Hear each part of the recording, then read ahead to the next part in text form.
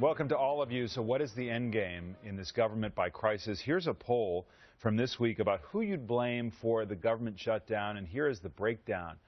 39% say they blame Republicans. 36% say they would blame the president. 17% say both. Chris Matthews, I was somewhere yesterday where somebody said, would you please just tell all of them that they're behaving like children? I said, ma'am, I will carry that message forth, and I have done my duty. So the question for all of you, and Chris, I start with you.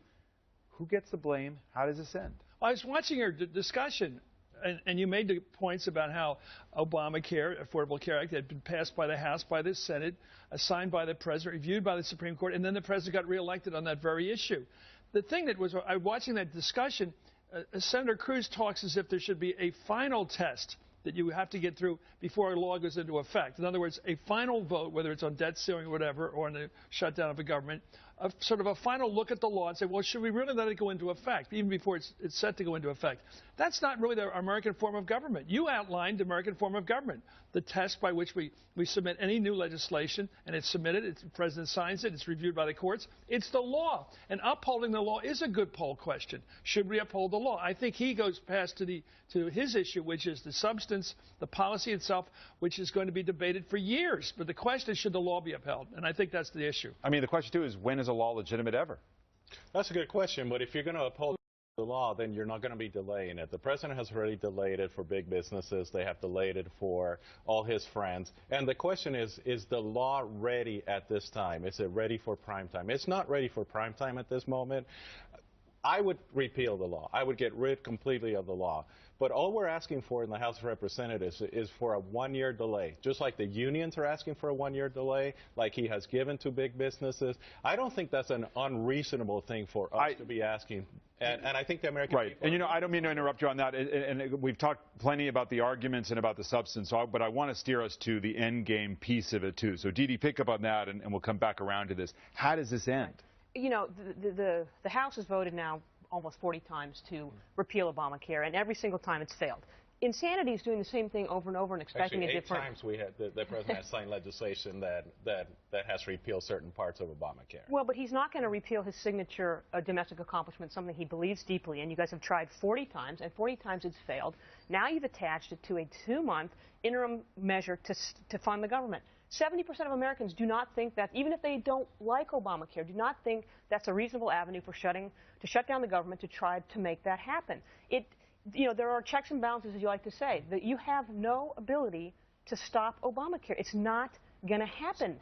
So what's the end game? I think the end game partially is we don't see a government shutdown. I mean, you saw 25 senators who basically broke on the cloture vote.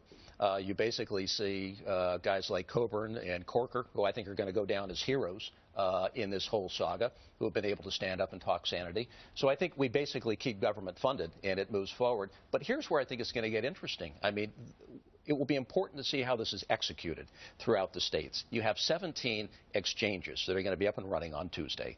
We created the first one in the state of Utah. It has about 240 individual policies that can be accessed. 300 small businesses are already ready to buy into it. I think it will be a very important experiment this year. I mean, politics aside, we now move into the real world of economics, jobs, and competitiveness. Right. And that is, does it work or not? But see, but you can't say politics aside. You can't just have a debate on the substance of the matter, Chris, because, or the policy implementation, because this is about politics. And I don't, some may see it as petty politics, but I think the congressman would say, look, we want to keep this alive to 2014, to 2016. Sure. There are political means to overturn this. They just haven't achieved them yet. Yeah, I think we're in an explosive situation in terms of a constitution. I think it's going to continue. I'm not as sublime as you are. I think the difference is it's like in a kidnapping. You grab the baby and ask for the money. In this case, they've grabbed the money and asked for the baby. Obama's not going to give him his baby. You can't negotiate this. This is the thing Dee Dee pointed out. This is his claim to history. This is what he did after 40 or 50 years of Democratic Party claim. We're going to do health care. The Clintons tried, almost got it. Everybody said we're going to do it since Roosevelt. To say I'm going to give it away or I'm going to delay it, I think delaying it, everybody knows the people who want delay do not want it to come back in a year. You want it to die in a year. And that's the difference between the president having problems with some of the features of the bill but trying to make it work and those who want to kill it. That's a big difference, killing the baby here. And I don't think he's going to agree to it. We're going to be beyond politics real soon.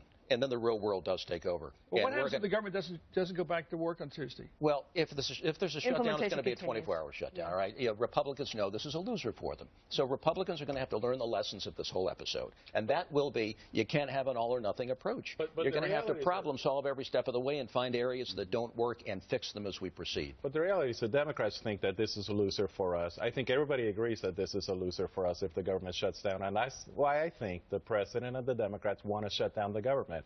If you look last night at Twitter, there wasn't a single Republican on Twitter was saying let's shut down the government, but every single Democrat was saying the Republicans want to shut down the government. The politics are coming from the other side as well, so let's be really honest about this. And the other side would like to see Republicans in trouble in 2014. The other side wants to make sure that they're not even willing to meet us halfway. They're not even willing. Harry Reid will not negotiate with John Boehner. The president will not meet with John Boehner. And John Boehner is actually trying to be responsible here, and he's willing to meet with John Boehner does not agree with you. John Boehner does not want to shut down. John Boehner does not want to take this stand. You're saying that I want to shut down the government? Yeah. I don't want to shut down the government. Well, I'm not asserting that. I'm just saying he doesn't. John Boehner, the Speaker of the House, is actually not interested in trying to fillet up Obamacare right now, as you are. No, he just has a different view about it. The debt ceiling, and I just disagreed with him. I thought that this was the moment to do it, not to have the debt fight. Ceiling. Yeah. So what's the end game, though, Congressman? Are you willing to vote for a continuing resolution that comes back that does not delay or defund Obamacare? I am not, but I think there's enough people in the Republican Party who are willing to do that. And I think that's what you're going to see. Our first request was to completely defund the program, and we knew we were going to lose on that. Now we're asking for a delay, which, again, I don't think is an unreasonable thing to do. You know, your boss, Tip O'Neill, shut down the government 12 different times. And you didn't call him a terrorist. No, you did not call him so. You didn't call him. These were always issues of a couple of days, and they were always resolved, and they were over numbers. And it was both sides, though. Let's be fair. Both sides were doing it. But it happened. But you said once. Where'd you get your number from?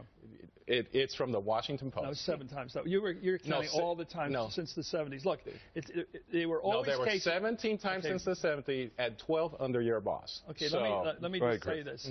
There were issues of a day or two. There were issues of funding. Now, what I said before is you can argue over numbers, and then you can, if it's 7 or 9, make it 8.